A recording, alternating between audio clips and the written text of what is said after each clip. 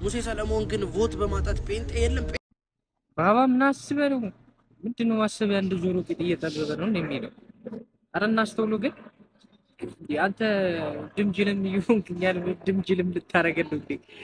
ባለፈው እንደዚህ ስትል ነበረ ወደ ልጅስ ምናምን ነገር ቀይረው ነበረ። የንጽጽር ስራ እኮ አይደለም። ኒውስ በማቅረብ መረጃ በማቅረብ አንደኛ የሆነው ማን ነው?